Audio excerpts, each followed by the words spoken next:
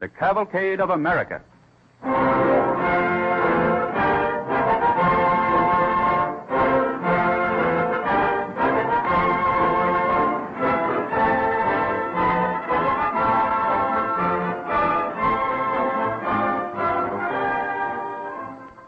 Although tonight's first episode carries us back to the year 1805, it may be remarked that even then, the chemical firm of DuPont had been established at Wilmington, Delaware.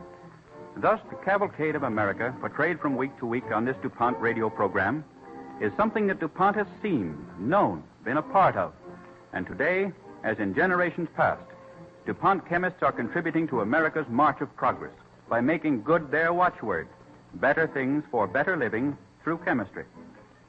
Many of our listeners have been kind enough to write us telling why their families like this program, how their children use information from these stories in their schoolwork. It is most encouraging to receive mail like this. We'd like to hear from you, too. Just write DuPont, D-U-P-O-N-T, DuPont, Wilmington, Delaware, or your radio station.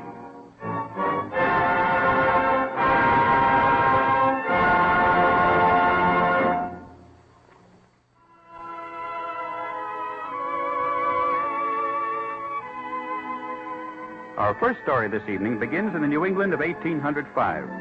Our Cavalcade Orchestra sets the stage with Percy Granger's Country Gardens, adapted from an old English dance.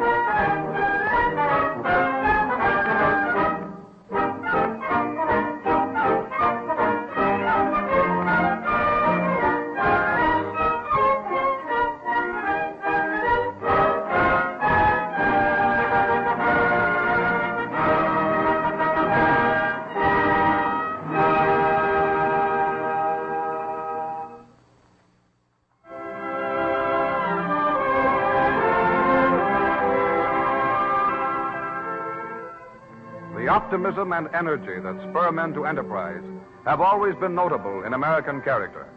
However doubtful of business or scientific venture, there's always been daring souls willing to attempt it. And this has often led to astonishing progress in a short span of time. Tonight, from the Cavalcade of America, we have chosen two stories of individuals who wanted to forge ahead, who showed to a special degree the national trait of enterprise. It is the winter of 1805. On his estate near the small town of Saugus, Massachusetts, 22-year-old Frederick Tudor directs a group of men who are using ice saws on the heavy ice of a large pond. Have a care, Sam. Don't fall in. It's good thick ice on this pond, Mr. Tudor. I'll take a hand on that saw in a minute. Mr. Tudor, there's a young lady to see you. A young lady? Standing on the shore. Why, Eliza! Good day, Frederick. What are you doing here? Why, I'm delighted.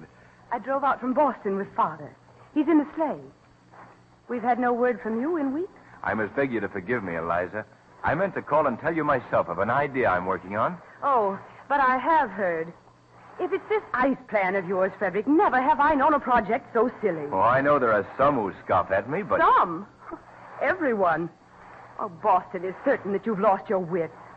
Oh, indeed, Frederick, why should you take it upon yourself to ship ice to the tropics? Why should I not? Well, everyone recalls how Timothy Dexter, the silly man, sent warming pans to the Indies. Yes, I know, Oh, yes, that turned out successfully because they could be used as ladles. But ice? Oh, well, what use will you find for it once there, Frederick, my dear? Unless to cool your fevered brow. I mean to sell ice to whoever will buy it, to preserve food, to cool drinks. Never did I realize what a pack of busybodies inhabit the state of Massachusetts. Frederick. Oh, well, Eliza, I mean not you. I mean everyone else. Well, it's only that as your friend, I suffer ridicule, too. They call you the Ice King. Well, if you wish to deny my friendship, Eliza... Frederick, I must go back to the sleigh.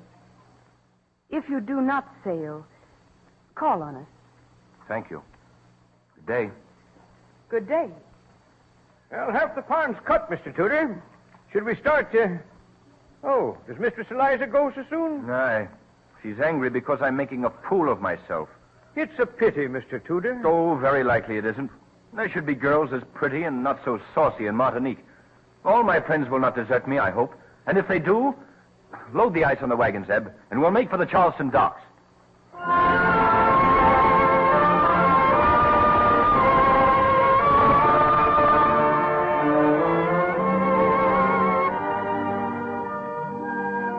Young Frederick Tudor, to the jeers of Boston, loaded his brig with 130 tons of ice and sailed for Martinique. The yellow fever epidemic was on the wane, though its sufferers were grateful for coolness in any form. But selling the ice generally proved a strange problem. To the marketplace of Saint-Pierre, Tudor and his sailors bring ice and pitchers of liquid. Ice be slippery stuff, Mr. Tudor.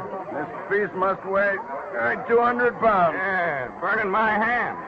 Where should we put it down, Mr. Tudor? Hey, here's our stand right in the center. Place it on this overturned cask, Jeb. All right. I'll put our pitchers beside it. There you are, my beauty. Now maybe the stubborn French and natives will buy from us. Well, at least it'll give them a chance to see and feel it for themselves. I had thought more would come down to the vessel in the past month. No, they ain't got good sense, a whole lot of them. Mr. Tudor, I'll give a yell to draw crowds from the street. All right, Ed. Looky. Good ice for sale. Good cold ice to use for fevers or sickness. To cool liquids and preserve meat.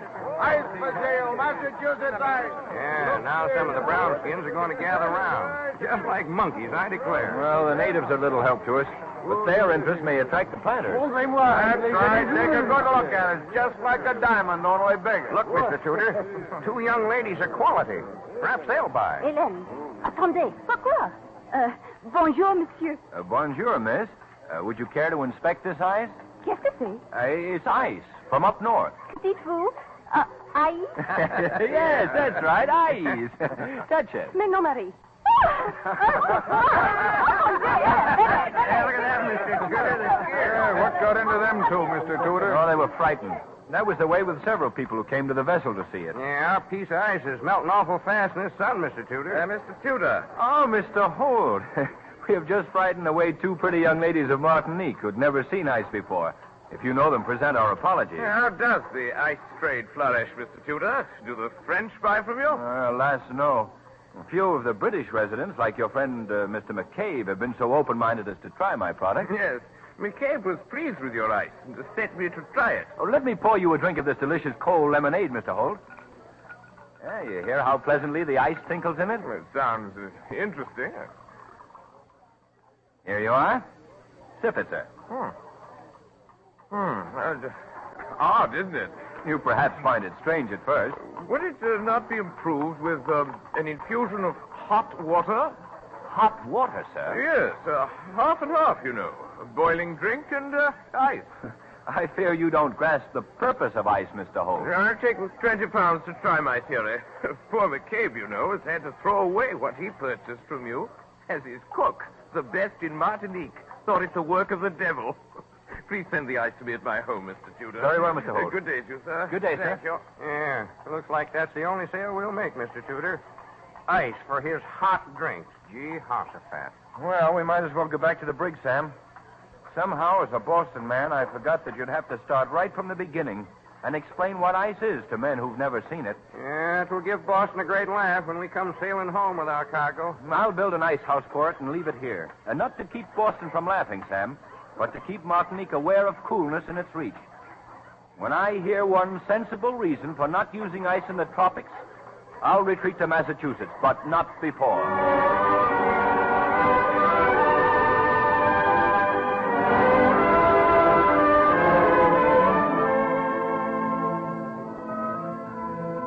Patiently, stubbornly, young Frederick Tudor clung to his dream. Presently, the islands that had first seen no use for ice began to demand it. Martinique, Jamaica, and Cuba used Tudor's Massachusetts ice. Charleston, Savannah, and New Orleans began to import their share. The years passed, and Frederick Tudor became a wealthy man. But in his middle age, his courage was to meet a final test. We find him at his office in Boston. How far have you copied my dictating, Zeb? I have it here, Mr. Tudor. And had it not been for the behavior of my Havana agent, this would not have befallen. I beg of you, as a man who must have sometime known unwarranted reverses, to give me a chance to find the needed funds and not force bankruptcy upon me. Zeb, is that too servile? You've got no way out but pleading, Mr. Tudor. Yeah, that's so. I fear he'll not heed it either.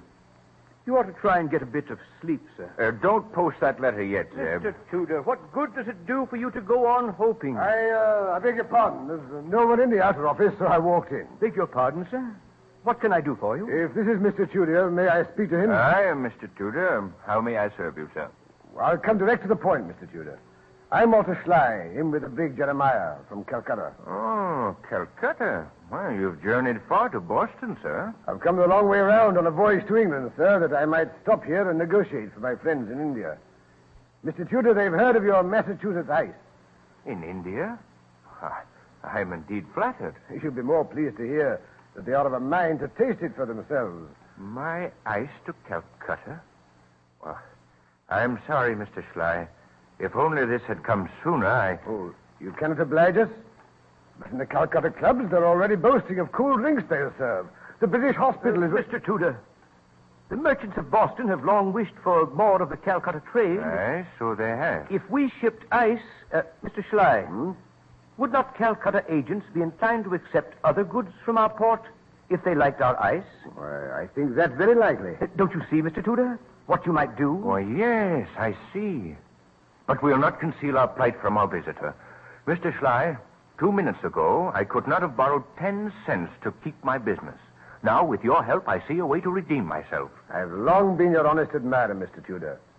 I hadn't dreamed you were in difficulties. I believe, looking back, that I have never been in anything else.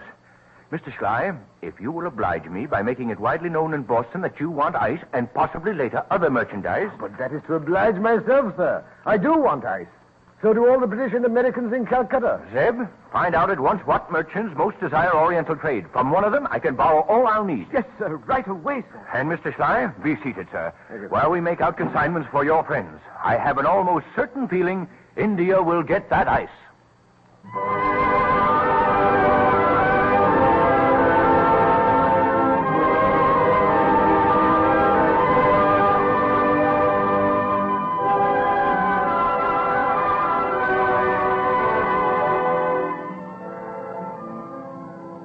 Before Frederick Tudor's death, his unique and now little-known trade in ice covered the world, bringing much foreign commerce to Boston. The spirit of enterprise. Few traits have given such zest to American life and created so many possibilities for men of initiative in the Cavalcade of America.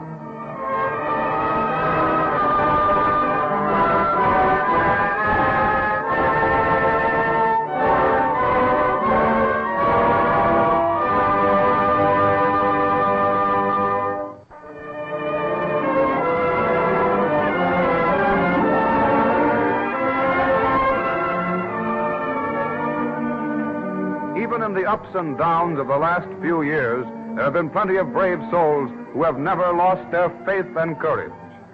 The next story in this evening's Cavalcade of America, presented by DuPont, is a present-day instance of how Americans pit their strength determinedly against great odds. It is 1935. At the docks in San Francisco, a ship is preparing to sail on a mission never before undertaken, an effort by Pan American Airways to establish bases for a 9,000-mile ocean airplane route to China. Odd-looking and complicated machinery, expensive electrical apparatus, quantities of food and lumber are still being rushed aboard. In the milling crowd on shore, young Jim Harwood tries to push his way to the gangplank. Hey, you, this is North Haven.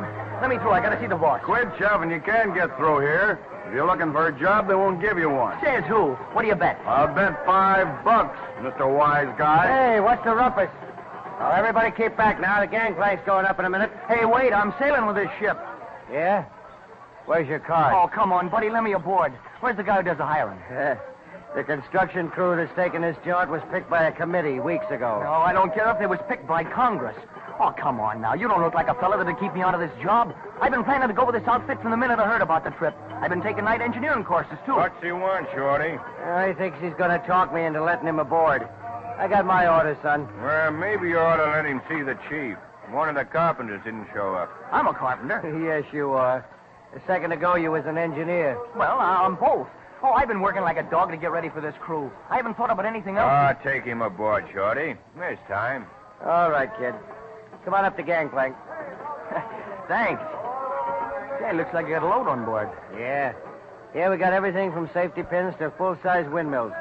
Anything you'd need to build 2 villages and 5 air bases. Got 250,000 gallons of fuel and over half a year's supply of food. Now look sharp, will you? There's a load of stuff on deck. Now don't step on anything. How many men sailing? 87 construction stiffs, 44 technicians. Picked men they are.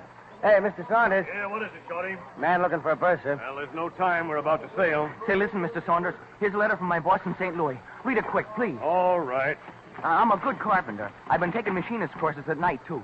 I loaned the man some money, though, and didn't get it back, so I couldn't get out here except by hitchhiking part way. You look strong. I'm hard as nails. I'm skinny, but I got muscle. Look. Oh, give me a chance, Mr. Saunders. It's a good letter. You can stay. Oh, wait. You know all about this expedition? Who doesn't? You're going to fix up air bases for Trans-Pacific planes. Yeah, via Honolulu, Midway, Wake, Guam, and Manila. Your watch below don't mean a thing when an extra's needed at sea. Oh, I'll work like a Trojan, sir. On the small Pacific islands, we don't guarantee much food or water. Oh, I can eat light. I want to see those islands. And you'll be gone 6 months. That's okay. Am I hired? Looks like you'll have to be. We're sailing. Come on, Chips. I'll take you below. Boy, I'll bet there ain't a bunk on the ship your size. Who cares? I'm aboard, ain't I? I wanted to do some pioneering, and I'm going to. Where's that guy in the dock who bet me? Oh, there he is. Hey, you. Goodbye. So long. Send that 5 to me by the first airplane.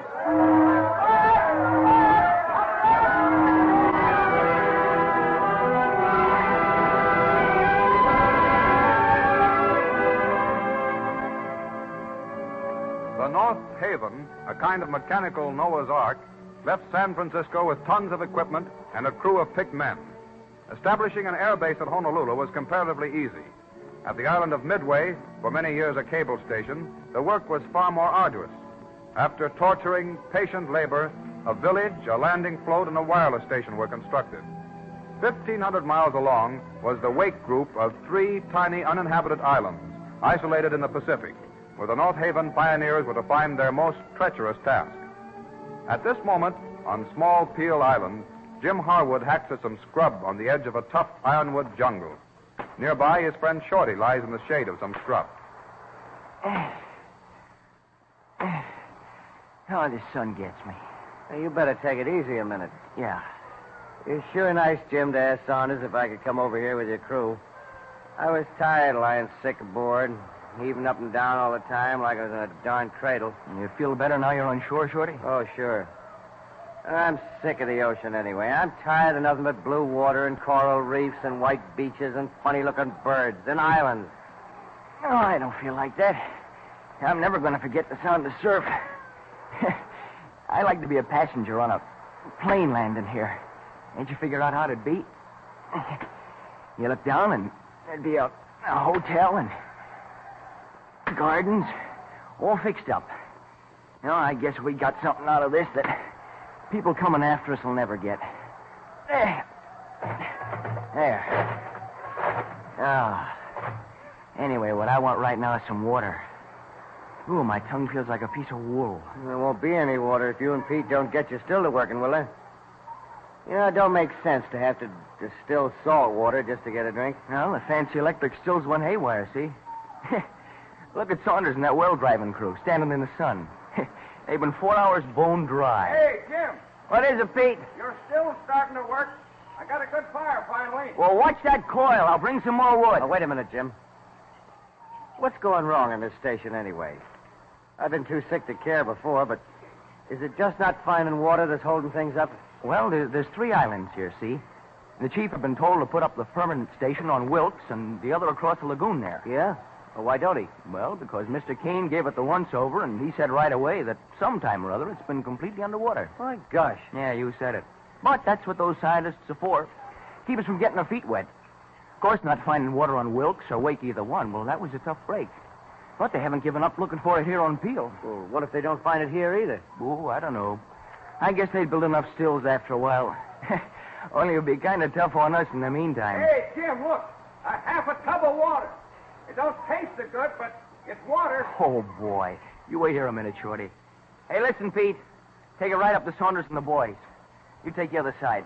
There, now lift it steady. All right. There you are. I've got it. Yeah. Watch your step going up this hill. All right. Little roots sticking out of the sand. Yeah. Holy sun. Minute your work to get you. Yeah. Yeah. Say, Saunders and his drilling crew look excited. Put down the tub, Pete. There you are. I'll take a tubful. Tell them we got some water. Hey, Mr. Saunders. Don't bother me now. Well, you said to report when my still worked. It's working. I tinkered all night. Oh, we've hit shale again, Saunders. Mr. Saunders, I never got near enough to ask you, but why can't I stand the permanent crew at Wake? For the love of Pete. Is this the time to bother me with crazy questions? No, sir, but still, I asked you the night of the victory banquet at Midway, and you said that maybe... Listen, maybe no one will stay here. Maybe there'll be no air route to China, the way it looks now. Yeah, have a drink, Mr. Saunders. It's real water. Thanks. Not so bad. Pass it out to my men. Now could I stay? My heavens, yes, stay, if anyone stays. We're in sand again, Mr. Saunders. Oh, yeah? We might make it now. Maybe we like some water. Now, this looks like something. What is it? Water! Hey, water! Hey, what's the big news? Is it real water? Oh, Shorty.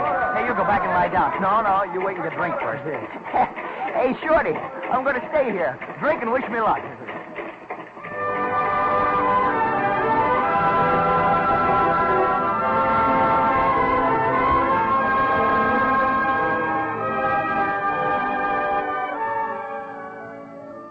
The finding of water speeded the Wake Island project. Wearily, doggedly, the men of the North Haven constructed their aerial base on Peel Island. After completing the bases at Guam and Manila, the North Haven took aboard the construction crew and sailed for home. But Jim Harwood and a group of airport technicians remained. It is November the 26th, 1935. In the radio room on Peel Island, a young man listens intently before his instruments. Jim Harwood enters. Hey, Clem. Patterson says I'm to wait here and run the errands you need. All right, quiet. China Clipper. China Clipper. Calling Wake. Okay, China Clipper, go ahead. China Clipper. Sighted base. On schedule. 20 miles east of Wake. Altitude 8,000. Wake to China Clipper. Okay, China Clipper, come on in. Ceiling unlimited, visibility good. Wind southeast 8, sea moderate. Gee, they'll be here in a minute. That's hard to believe. Yeah, you've seen planes come in before. Sure, but not with mail to the Philippines. This is official. Everything ready on the float? And the mechs have been lined up for hours. Hey, listen. Well, it's flying almost 200 per in the last full report, so it'll land in a minute. It's come over 5,000 miles. Calm yourself. There'll be one a week pretty soon. China Clipper. Coming in for landing. Okay, China Clipper, all set for you. Hey, look at her, Clem. Here she is. She's a beauty. Hey, watch your circle. Hitting the channel just right. The China Clipper. Boy, don't tell me the history books won't give her just as big a hand as the Mayflower.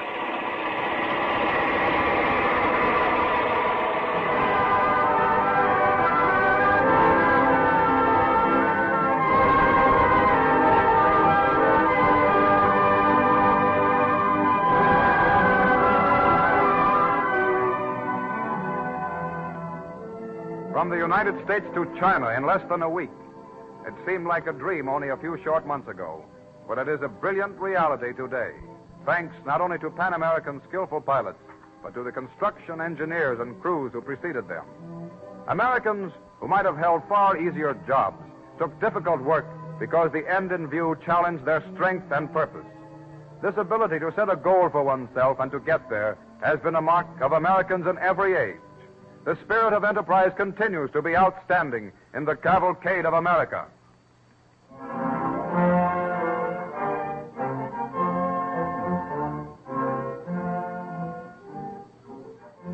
That story about taking ice to the West Indies was really pretty amazing to me, because I'd never thought of the obvious fact that tropical lands in those old times just didn't know what ice was.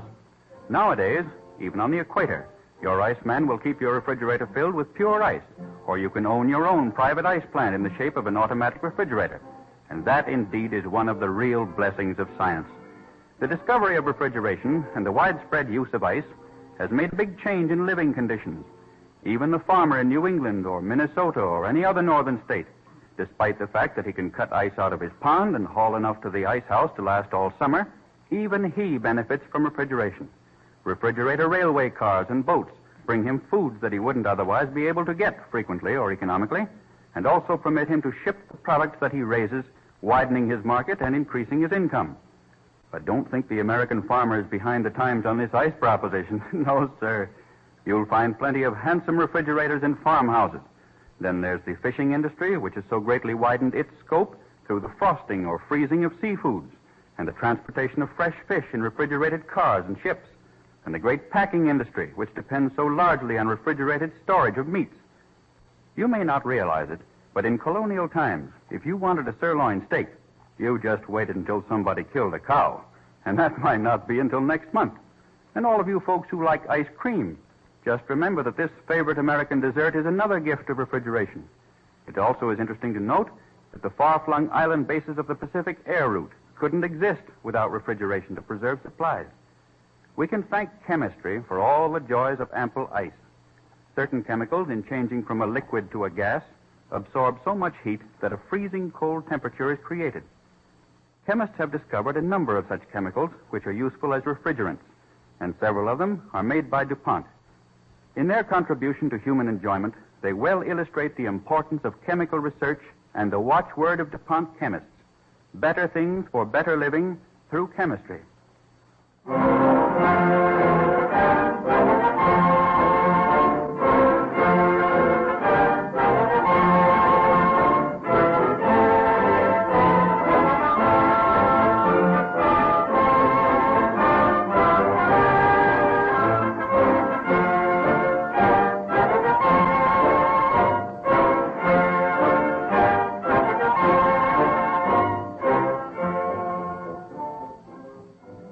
Next Wednesday at this same time, DuPont will present a program that pays tribute to the courage and loyalty of American womanhood, shown both in pioneer times and today, in the Cavalcade of America.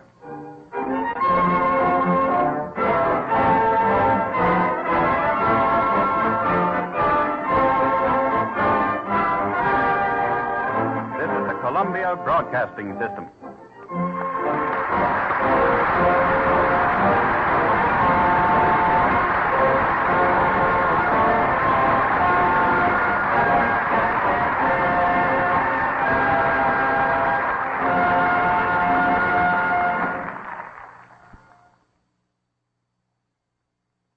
WABC, New York.